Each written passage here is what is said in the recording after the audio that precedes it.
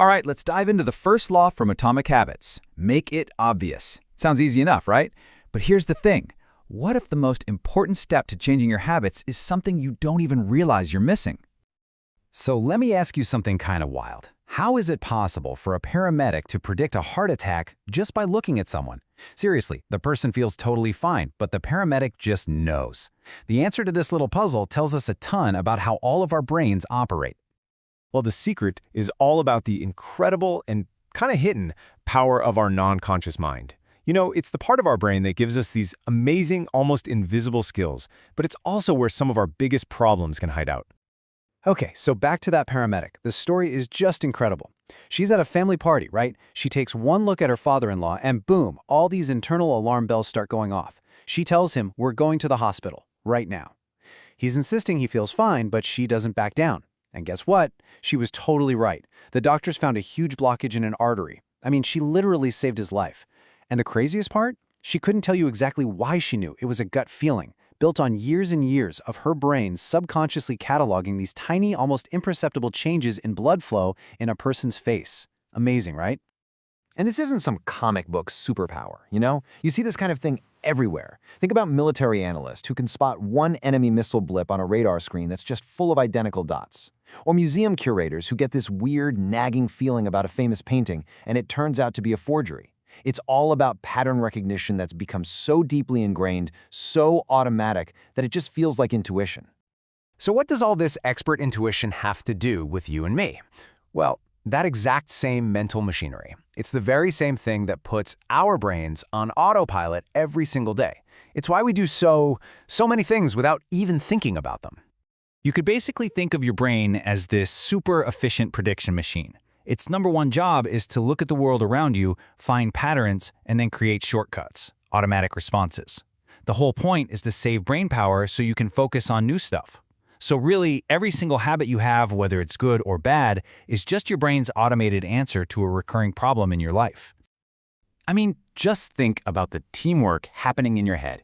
You've got your autopilot mind handling things like tying your shoes, or even that weird quirk where you apologize before asking for something. Then you have your conscious, deliberate mind, which is busy figuring out what to say in a tough conversation.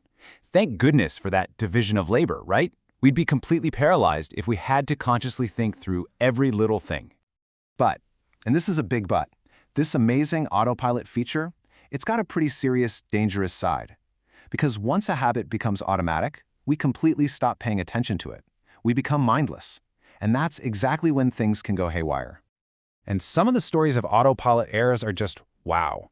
You've got a retail clerk who is so used to cutting up expired gift cards that she just automatically took a customer's credit card and snipped it right in half. Whoops. Or how about the person who used to be a preschool teacher?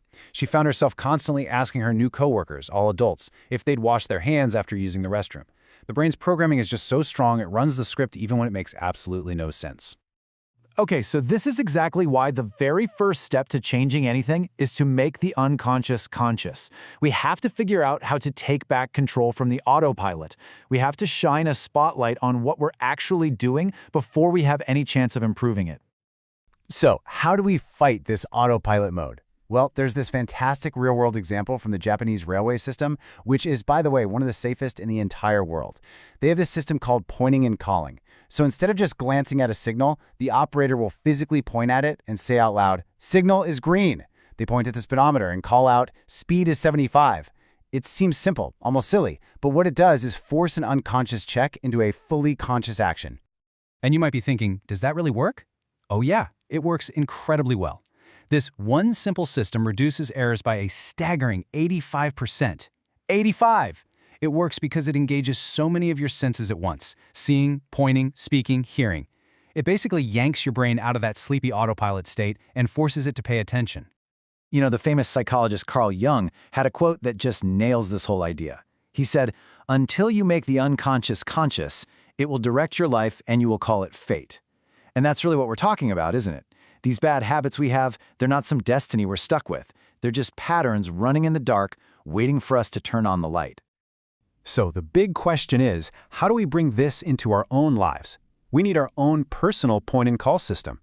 And that, my friends, brings us to the core tool for making our habits obvious. It's called the Habits Scorecard. And the best part is, this is so simple to do. Okay, 3 steps. First, just make a list of your daily habits. I'm talking everything from the second you wake up until you go to sleep. Second, you're going to score them. Give a little plus sign for a good habit, a minus for a bad one, and an equals sign for something neutral. And the third and most important step for now, just observe. That's it. We're not changing anything yet. We're just building awareness. So let's say we're looking at your morning. It might look something like this. Wake up. Okay, that's neutral. Check my phone. Yeah, that's probably a minus for most of us. Weigh myself. For you, that might be a plus. Brush my teeth. Definitely a plus. You get the idea. You're just creating an inventory, a simple list of what's really going on without you even thinking about it. Now, listen up, because this next part is the most important rule of all. Ready? No judgment. None. Zero. You are not allowed to criticize yourself for this. The goal here is not to change a single thing yet. It's not about feeling guilty for the minuses or patting yourself on the back for the pluses. The only goal is to simply notice, to become an observer of your own life. And really, that's what this is all about. This simple act of noticing. It's the foundation. It is the very first step you have to take if you want to make any real lasting change. So let's recap the big ideas here. First, our brains are designed to automate habits until they're totally invisible. Second, it's impossible to improve a habit you're not even aware of. This means that the entire process of behavior change has to start with awareness. And finally, the Habits Scorecard is your simple, powerful tool to build that awareness and make the invisible visible. So, I want to leave you with this one final thought to chew on. If you actually sat down and made your own Habits Scorecard, what do you think it would reveal about you?